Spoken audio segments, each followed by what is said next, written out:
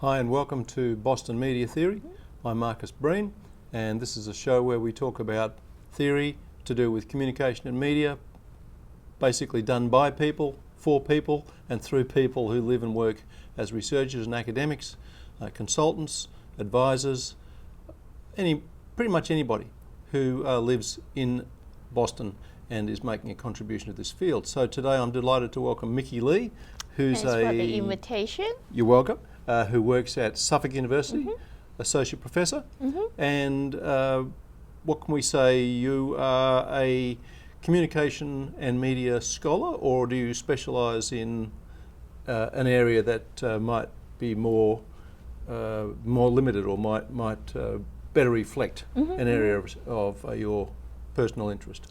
Right. As a teacher, I teach in the media studies concentration. So because we are a small department, so we are kind of like jack of all trades. So anything dealing with media, you go and teach that. So research-wise, I was trained as a political economist. Let's say the intersection between political economy and also feminist theories. Okay. As a researcher, I would call myself as a feminist political economist. Great. Okay. Well, we'll talk about that in a minute. Yeah, of course. But the interesting aspect of this is as you say, the intersection. How do you focus, or is it really just a matter of saying, okay, there are any number of points of intersection where media not only intersects but collides with different forms or different interests? For example, the lack, for the sake of a better word, of female power around media. Yeah. Do you just follow wherever you are inclined to go in terms of your research? Right. Well, when I started to study feminist theories, most of the research has been on images, representation. And of course, there has been a lot of research on, women's images.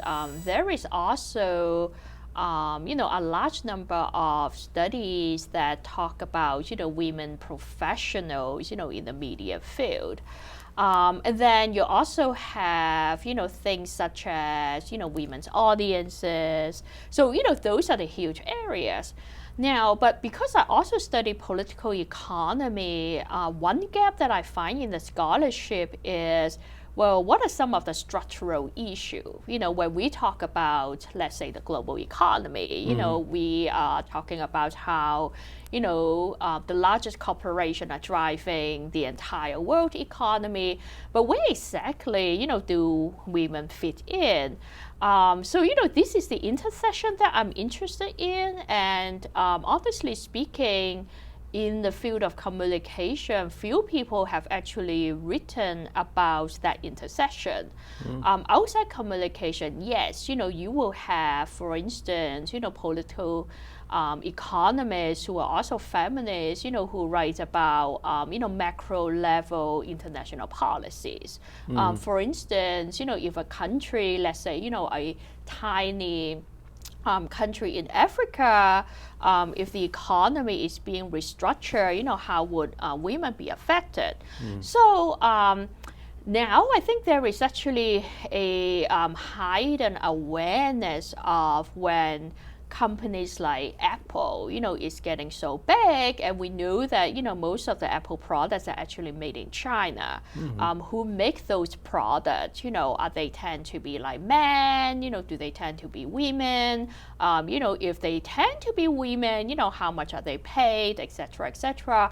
But when I first, started to write about feminist political economy, in the, early 2000s, those questions were not really being asked. And that's why, I decided that, my research should focus on, feminist theories and also political economy at a, macro level. Sure. The person who comes to mind who's been doing some work around feminist theory and media in South America for a long time is Sophia McLennan. And yet I'm not sure that there's a really clear sense that there's, that there's a solid body of women who are engaged in this kind of important work. Yeah. I mean, do you feel alone in the field, or is it changing a little? Well, there are definitely some pioneers. So, for instance, Eileen Meehan, who is a political economist, for a long time, she doesn't come out and say, she does feminist theories.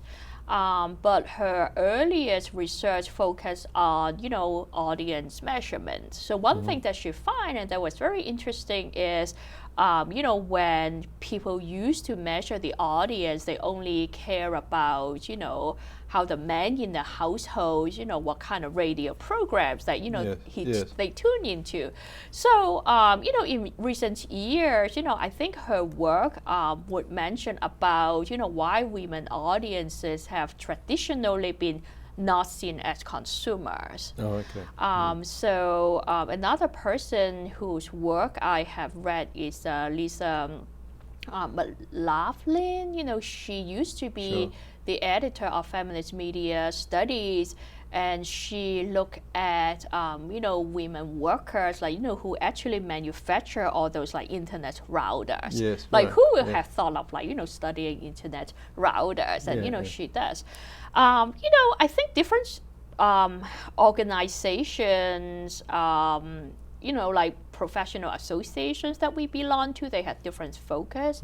And IAMCR, International Association of Media and Communication Research, usually they have a few pretty active feminists who look at political economic issues. So, they look beyond just the audience, just beyond representations. Sure. Well, Robin Mansell, who we both know absolutely. from the London School of Economics, has clearly been active in IAMCR.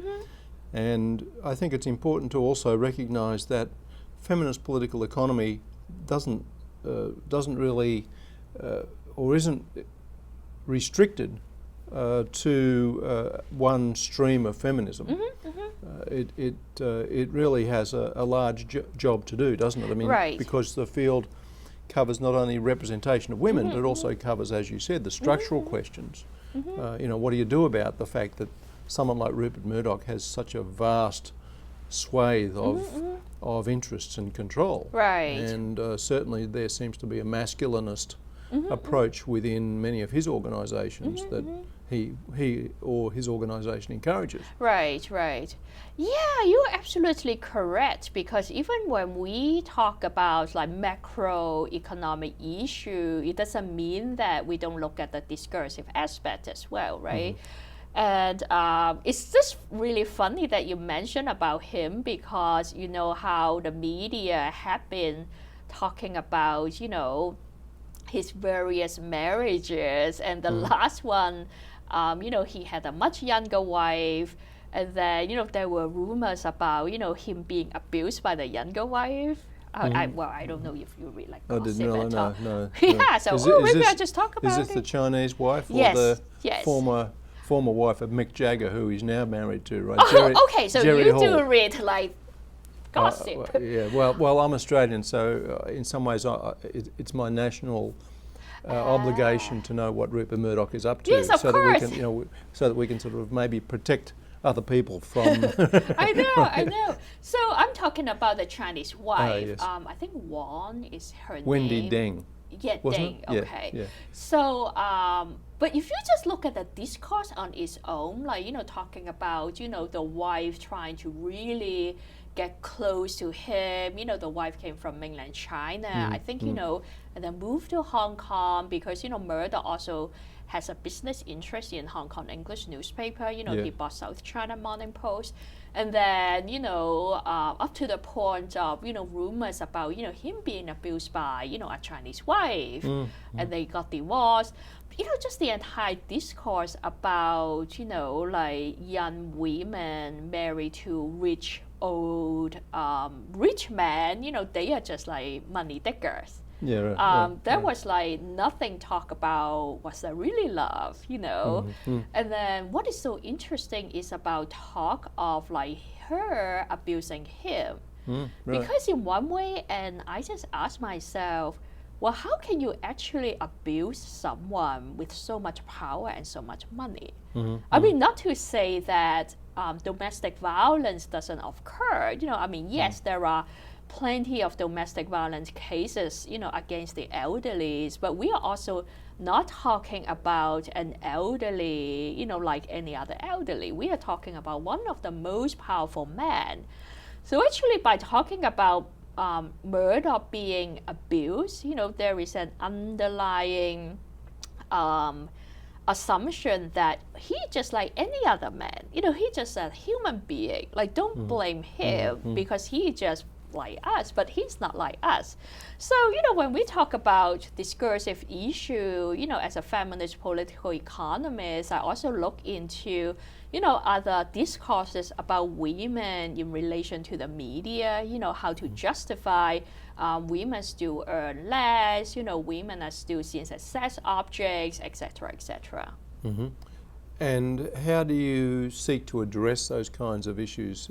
Is there a specific sort of theoretical set of questions that you start from, or with each challenge, with each problem, do you use a particular and different theory and theorist? I would say the problems appear to be new every time, or else we wouldn't get excited, right? We would just be thinking, oh, it's the same thing.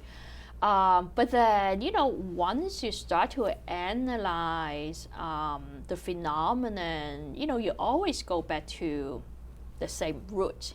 That is what I find. For instance, now I am working on a book which is about information and financial crisis. A topic that most people would not even think about, how helpful feminist theories would be. But then if we just look at, a popular discourse about, how a, financial crisis comes into being, we will always hear about, the 17th century financial crisis in the Netherlands, which is people were crazy about the tulip. They would talk about, well, this is just like, the crisis about the flower.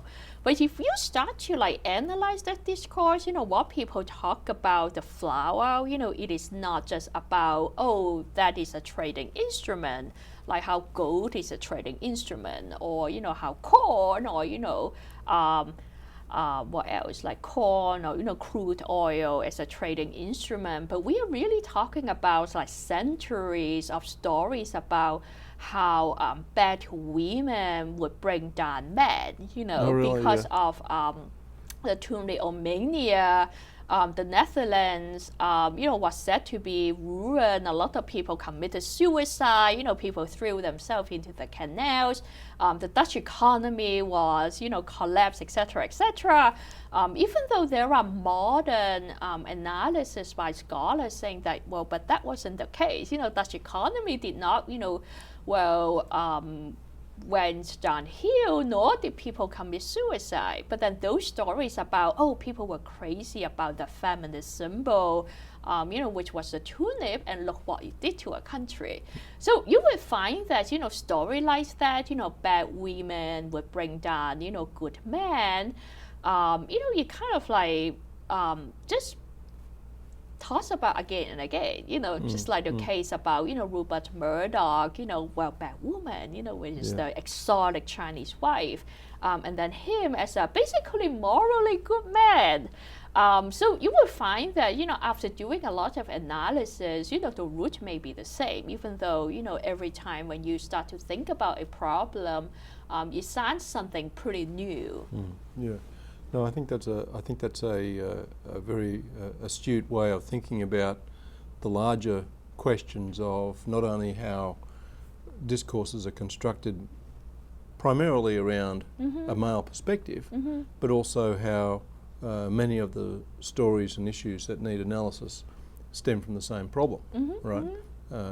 Usually, I suspect in the political economy field anyway, a lack of control of how wealth is managed and what happens within capitalism itself. Right, yeah, absolutely. It doesn't seem that there's been much of a shift in those realities. In fact, I suppose that's not quite right. I mean, there has been a shift, but it's been towards more concentration of wealth, hasn't it? Yeah.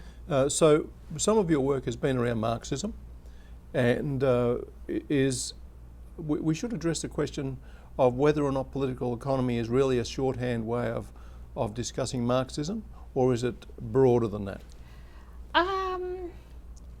I think it depends on who you ask. Yeah, okay. I think, well, I mean, I know sometimes it's really hard to be like polite to say this, but I feel a lot of European political economists think that American political economists are just, taking the easier path. Yes. That we, well, let's not say we, because I don't really see myself like, I'm an American political economist or European, but, I was trained in the US. That I think, in Europe, those scholars tend to think that in the US, you just don't read Marx, just read some Moscow, that's your entire education. While in Europe, they want to believe that, they have a stronger foundations, not only in Marx, but also in, a lot of critical scholars, the Frankfurt School, neo-Marxism. I am not sure if this is really true, because I also think that, some European scholars, will simplify Marxist thought in a very simple way. I would like to think that, yes, there are differences in training, in the US and also in Europe, but also I think the point where people begin with is just different. Yes. I think in Europe, because there is this strong idea about civil society, people will look at Marxist theories not necessarily from a consumer perspective. They may look at that, from a citizen perspective. In the U.S., although I think, people also cherish the idea about, American citizenship, but then, at the end of the day, I mean, the U.S. is a much younger country, and also, consumerism started in the U.S., especially, post Second World War. So I think, people could begin their Marxist inquiry or their Marxist journey from a consumer perspective. Yeah. It doesn't mean that that is more shallow or deeper. It's just that, how people, grow up differently in these two countries.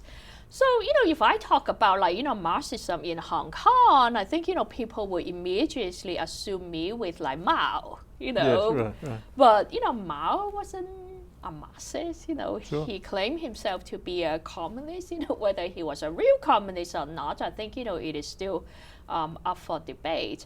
But in South America, for instance, if people talk about Marxist theories, they would think about, Marxist theories as something really different, as something that tied up with, national liberation movement, Sure. etc., etc.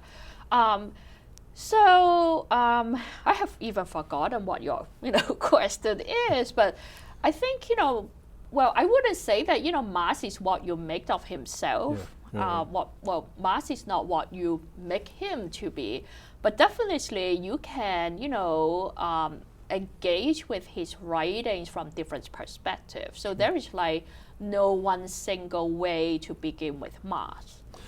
There's not only one single way to begin with Marx, but there's certainly different national questions, which is an old question of the left and an old question of if you like, the sort of revolutionary impulse as it's been developed after Lenin. The socialism in one country or many. Right. And that, I suppose, has become part of what's emerged in the US recently. I think it's interesting to hear that the word socialism is now not a problem for many people. Certainly really? Young people. For young How people. Interesting. Yeah. Young people are now quite comfortable with the idea of discussing socialism. Particularly when it's articulated with Bernie Sanders, for example. Yes. Democratic socialism, it's a different form, but I think you could say that that's a national form. Right. And the media because there are now so many different kinds of media, as opposed to just the mainstream, there are many voices within that very large discourse now across the internet. Yeah, Do you find it, you mentioned your ethnicity, do you find it at all difficult to manage the kinds of assumptions that are brought by people to your work about you being Chinese and you being a woman, if that makes sense? It depends on whether they actually know me in person. Actually, a lot of people, when they read my work and see my name, they actually assume that I'm an Irish male. Is that right? Yes, I mean, surprisingly, because, Micky could be any ethnicity, Lee could be an Irish last name or, British last name, like who knows. A lot of people, when they read my work that is not about feminism, for instance, I have also written about Google, Google Ads, I have written about like Google Maps, etc., etc.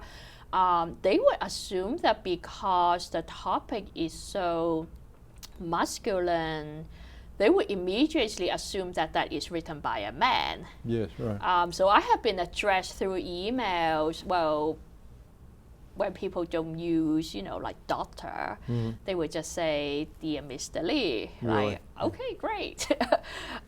So yes, I do find that, people make assumptions. On the other hand, for my work in feminist theories, although same name, right? People still don't know whether I'm a man or woman. They would just immediately assume that, I am a woman. Yeah. So that's pretty interesting. What I find, though, is when I go to a conference, because I'm interested in issues such as feminism, technology, political economy, I would find that in some sessions, I would be one of the few women, unsurprisingly, technology, or even, political economy is a pretty male-dominated field, just by, counting the sheer number of, political economists identify themselves as men versus women.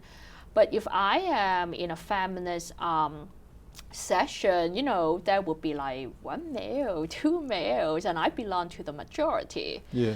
But honestly speaking, because I work in the intersection of these two areas, I never feel that I'm comfortable in one place more than the other. I would not say that, I am equally comfortable, but I would just say I always feel that I belong to the gap. I belong to the hallway. The conversation may not be even in the conference within the session, but somewhere during dinner time or in the hallway. But working from a outsider perspective, it's very illuminating too. I mean, when I talk about outsider, it means two senses. First, I'm not an American, even though I have lived here for 16 years.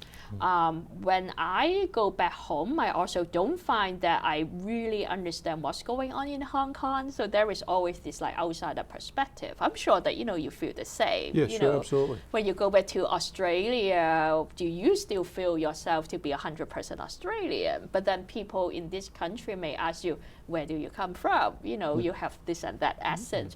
So, that's the first sense of an outsider. The second sense, I think, is really when you are working in the intersection, you always feel, well, but we have not looked at the feminist perspective. Or when I go to a feminist session, but we are not really looking at the macro issue. People usually would say, oh, yeah, great, that's a wonderful point, but then they go back to, what they have been talking about. But I think being an outsider, always help because you know that you are not in a comfortable position and you want to examine why I'm not comfortable. Or maybe there are other people who don't feel comfortable as well. No, I think that's a very good comment and a very helpful way of thinking about the contribution that people who are outsiders make to the field. Because the field should not be settled. Right. It's media is moving all the time, and I think there's a fairly strong conservative pull to try and consolidate media theory when it really is exactly the opposite to what happens within the field, which is as we know, it's moving, it's quick, it changes, it offers opportunities that have to be grasped, and have to be grasped very, very quickly. And it also raises the question of how not only is the intersection of feminism and political economy and technology present in your work, but also this field called intercultural communication, understanding the particularities of different styles of address, different forms of power, even within cultures. I think that's important. Have you found that that's part of the discussion that you've also been involved in, seeing how power manifests itself differently? Well, I would say it really depends on the settings. I don't know, now, well, in your own department in Boston College, how they want to see communication. But at Suffolk, we still kind of confine communication based on professions. Journalism, media production, public relations. But then, how many of our students actually will really go into the field? Or if they go into the field and work, how many of them actually will, work in what the major is? Well, the answer is very few. But then, we are still confining to these like little boxes of, if you are going to be a journalist, you will take like these 10 courses. So, there is this, college curriculum thing. If you really look beyond Boston, if you look at, for instance, like Brown University, they have a media study PhD. When I look at like what they do, I cannot make heads and tails about what it is. It is something really, really different. I must look at that. Yeah, it comes from much more, literary studies background based from English. I mean, it doesn't mean that they're not doing media. It's just not the media that our department is doing, at least my department is doing. And if you look at like, Georgia Institute of Technology, they would do media studies, but their media is how to critically analyze software. That my department doesn't do. I'm certain that your department doesn't do. Or if you look at, in countries such as Australia or New Zealand, the media study probably will have more similarities than creative arts than in journalism. So I feel that, both in the fields, where people get jobs, and also if you look beyond just a few places, what media studies really are being studied and researched into, it is actually really exciting. The problem, of course, is people don't talk. You can, have a media studies conferences, and those people will go to, panels that you will never go to. If you go to the, mass communication session at International Communication of Association, that just seems to be a completely different planet altogether. And they wouldn't necessarily go to, feminist scholarship or going to like development communication. So I think, there is definitely some, some silos in the field. Right. Well, speaking of silos, I noticed that our time is up. Yep. And that was a wonderful conversation and some provocative points raised. So thank you very much, Micky. And that's all from me, from Marcus Breen and Boston Media Theory. Until next time, keep on mediaing. Good night and goodbye.